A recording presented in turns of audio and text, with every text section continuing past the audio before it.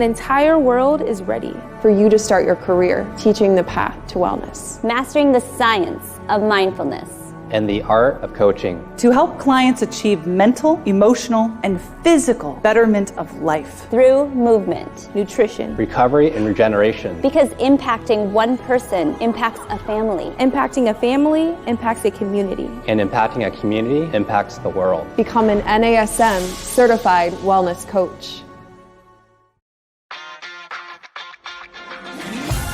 You're listening to the NASM-CPT Podcast with Rick Richey, the official podcast of the National Academy of Sports Medicine.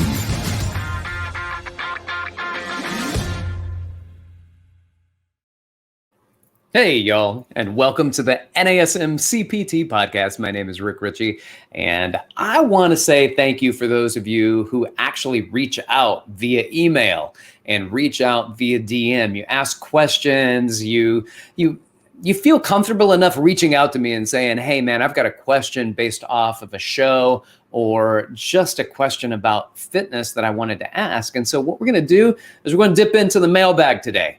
We're going to dip into the mailbag and find some of the questions that people have asked me and things that I thought were interesting and that maybe you may be interested in as well. So one of the questions on that I got earlier this week or last week was from Mark R. And he says, hi, Dr. Richey, I'm curious if there is a key difference between muscle balance and muscle function. So he's currently studying for NASM's Performance Enhancement Specialist course, and he got this question regarding integrated training and programming. And he said, you train for muscle function and muscle balance. I'm curious how they are different. Thanks, Mark R. Well, I want to say, first of all, thanks to Mark for writing, reaching out, feeling comfortable enough to ask the question. And let's talk a little bit about both of these, right? So muscle function is what a muscle does.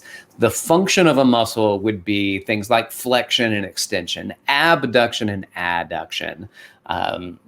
They are the joint actions that take place. That is the function. Now, we can produce those functions, we can reduce or decelerate those functions, we can isometrically stabilize. So the function is how the muscles produce, reduce, or dynamically stabilize in multiple planes at various speeds in a safe and coordinated fashion. That's going to be your function. That's what muscles do. That's their function. But what is muscle balance then, on the other hand? Muscle balance is about the alignment. When a muscle is out of balance, it's going to pull us into things like upper cross syndrome, the Yanda's upper cross syndrome, which is the rounded shoulders, protracted shoulders, forward head. It might be lower cross syndrome. Yanda's lower cross syndrome is an anterior pelvic tilt. Pelvis rotates forward. The spine extends. It could be something like pronation distortion syndrome, feet flatten, feet turn out, knees adduct. These are different types of things. So we look at muscle balance. You might even see somebody doing a squat. You say squat, why don't you squat with your feet straight ahead? And as that person squats, one leg turns out, the other one may stay straight ahead. That's a balance issue, balance between the muscle function. We have a balance issue between how your body is aligned. So we oftentimes talk about alignment when it comes to that. So, and I hope this answers your question. And it kind of did, but he did reach back out and he asked another question. The follow-up question is, thank you. If you don't mind, I have a follow-up question. Could you explain altered reciprocal inhibition and how it's different from synergistic dominance?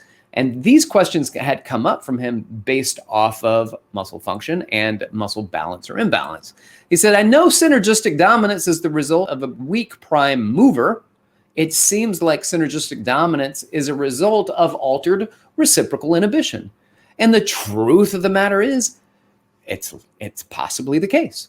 So think about it this way. This is a one that we use. It's easy to see when I have tight hip flexors from being in a seated position all day long. Our clients may have tight hip flexors. They may not. So don't just assume everybody has tight hip flexors because they sit down a lot. But let's assume that we do have someone with tight hip flexors. As they try to stand up, those hip flexors will activate. Those hip flexors who are already tight, now they're activating because they don't want to be stretched. They don't like that position. So the glutes downregulate their activity, and the glutes also, because they are reciprocally inhibited, may be also inhibited because you sit on them all day. So there's another type of inhibition that is not reciprocal inhibition.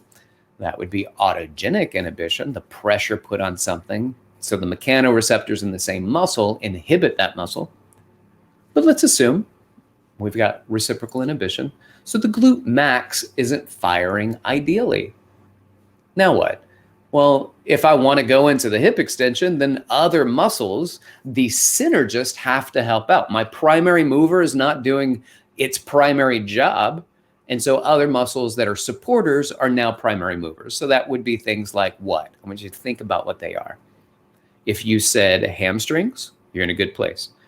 What about the posterior fibers of, some of you are saying it right now, the adductor magnus, right? So posterior fibers of the adductor magnus help to extend the hip. The hamstrings extend the hip. And sometimes we may not get as much hip extension. So we might, instead of doing more hip extension, do more spinal extension to make up for that. So our erectors, in that case, though it's not synergistic dominance at the hip, globally it's synergistic dominance as the spine tries to make up for an extension for what the hips are not doing fully. So the erectors could be part of that process as well. Why? Because the hip flexors became tight and it inhibited the muscle on the other side, the reciprocal muscle, the glute max. So I think the question is it is synergistic dominance an issue, or is it reciprocal inhibition that leads up and causes the synergistic dominance? It's not always the same. It's not always reciprocal inhibition leads to the synergistic dominance. It could be just the inactivity of a certain muscle leads to other muscles becoming more active. But can altered reciprocal inhibition lead to synergistic dominance? Absolutely, 100%. That is very likely. It is very common. And that is something that we do see. So it's a great question. It's good insight that he was able to parse that out, ask the question, and I just come back and got to confirm it and say, yeah, altered reciprocal inhibition can lead to the inhibition of a primary muscle that causes synergistic dominance. So excellent job on that. Let's go with another question. This question, so a few weeks ago, I'd done something on runner's knee. And this was good. It was just a follow-up question from Sully. So Sully is in this second question in the list here. It says, I'm very interested in your podcast on runner's knee. I'd like to take it a step further and ask you your thoughts and possible fixes for shin splints and how it relates to runner's knee. And also if you think a shoe makes a difference and could that be a hindrance? I have clients with these issues and I'm always trying to learn how to help them. So thank you so much, Soli, for asking the question. So let's talk about shin splints for a moment. Shin splints. It's a dying term in the medical world. It's an outdated term in the medical world, in fact. But in the lay world, in the layman's vocabulary, it's still very much in the system. And shin splints is just a name for pain in the shin. Now, we have different locations that pain could be. So we call it shin splints. We just know somewhere in your lower leg, between your knee and your ankle, something's bothering you. So let's look at what that is. So what is the shin splints? Usually it's an inflammation where it's got something to do, inflammation of the muscle, inflammation of the tendon, or even the inflammation of the periosteum. The periosteum is the fascia that surrounds the bone. So we sometimes divide shin splints into two main areas. We'll look at anterior or anterolateral shin splints and posterior shin splints, or sometimes referred to as posterior medial shin splints. So let's talk about anterolateral shin splints. That is pain in the anterior tibialis. And the anterior tibialis is on the front lateral side of the shin. It's that muscle that you can feel right next to your shin. And it can become very painful. It can become inflamed in the muscle, the anterior tibialis, the periosteum, and the connection between the muscle and the bone can become very painful. But here's really one of the places primarily that it comes from. It can come from tight calves, and that anterior tibialis is doing a job constantly fighting with the calf on the other side. So an anterior tibialis is a dorsiflexor. Calves are plantar flexors. And the biggest thing that happens here is when we work on deceleration of plantar flexion. As we decelerate plantar flexion, so we go into a heel strike, and as our heel strikes, we don't just let our foot flop to the ground. We don't heel strike and then flop. It is a deceleration. It is a rolling of the foot onto the ground. Well, if I continue to do that, and it's not something that I've done very much, for instance, about 20 years ago, I moved to New York City, and I had the worst shin splints because I went from a place where I didn't walk very much at all. Anywhere I wanted to go, I would drive. I would circle a parking lot to get the closest parking space, and that could be at the gym. I could circle the parking lot of the gym a few times just to try to find the closer parking space so I could go in and work out. And then I moved to New York, and I didn't drive at all. But I walked everywhere, and my shins became very sore. Now, that might have been DOMS, right? Initially, it's DOMS, but I have sore shins. It's not like I could take a break. So I had to keep walking. Everywhere I go, I'd walk. I had to walk. To go to the grocery store, you walk. When you get to the grocery store, you carry your groceries back, unless you are rich. And then we took a cab. Now we have wonderful delivery services, but whatever. I walked all the time, got shin splints. It was awful. Anterolateral shin splints, continually decelerating that. It went from soreness into inflammation, and there was shin splints. What's the other kind? The other kind is called posterior medial shin splints. And so if you go to your shin bone and now go to the medial side, and you're going to go from the medial side, start going posterior, and right there where your bone ends and the muscle begins, there is a muscle that runs through there called the posterior tibialis. But it's not just the posterior tibialis. It's a big part of it. But the posterior medial shin splints could be what we refer to as the Tom, Dick, and Harry muscles. Tom, Dick, and Harry. Tom for tibialis, posterior. Dick for digitorum longus, flexor digitorum longus. And Harry, hallucis, the flexor hallucis longus. So tibialis posterior, flexor digitorum longus, flexor hallucis longus. Flexor digitorum longus flex all of the toes except for the big toe. And they also do plantar flexion and inversion at the ankle. The flexor hallucis longus is a big toe muscle. The hallux, the hallucis longus, is the big toe muscle. It does toe flexion, but it crosses the ankle, plantar flexes, and inverts. And the posterior tibialis doesn't cross over the toes, but it does ankle plantar flexion and inversion.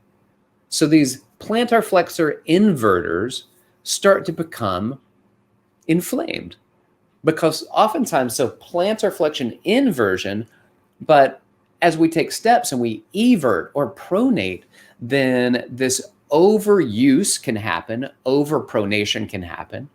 But some other things that might happen could be poor technique, so poor running mechanics or walking mechanics, and it could also have a footwear contribution to it. And so, yeah, the question about footwear that Sully had asked could footwear be problematic with that? The answer is yeah. And sometimes people that are runners, they get a pair of shoes, they really love them, and they don't pay attention to their mileage, and they break down these shoes, and these shoes start to cause the foot to move in ways that they shouldn't move. Now, understanding foot mechanics, we know that a lot of shoes cause feet to move in ways that they shouldn't move anyway, but it's almost like we've become so used to the footwear that's been developed that that's just what we are used to. You can't just go to a minimalist shoe and start running in those. You have to build yourself into it. And the ones that do support your feet, as that lack of support starts to creep in, but you're still maintaining higher mileage or a lot of walking, or maybe not even a lot of walking, just the overuse of movement and your shoes aren't supporting that, then that can lead to some issues as well. So what can we do as CPTs when it comes to people that have shin splints? Well, I think first thing that you may need to do is refer somebody out. So if they have pain, people need to get out of pain. And one of the ways to do that is to go seek medical advice from the professionals that are there. So go see a physician, go see a physical therapist, and refer them out. Now, it doesn't mean you can't train them. You can train somebody and not work the lower leg, but I don't want them to be like, oh, as long as we can work around it, I don't have to address it. It still needs to be addressed, so they should be referred out. Also, don't do anything that causes symptoms, right? So the famous saying, doctor, it hurts when I do this. And the doctor says, don't do that. Well, that's the same thing for you as a personal trainer. Causes pain, don't do anything that causes pain. So we're going to refer them out. And while we're still training them, we're not going to do anything that causes those symptoms to come back up. Self-myofascial rolling around the lower leg, the posterior chain. So you can foam roll the shins, the front of the shin, not the bone itself, but the tibialis anterior on the front of the shins, the peroneals on the side, your calves, the medial portion, posterior medial portion of the lower leg. Just get in and foam rolling, stretching, static stretching. Some dynamic and active stretching will be supportive, but static stretching, I think, would be good for this particular situation. And then incorporating some balance exercises.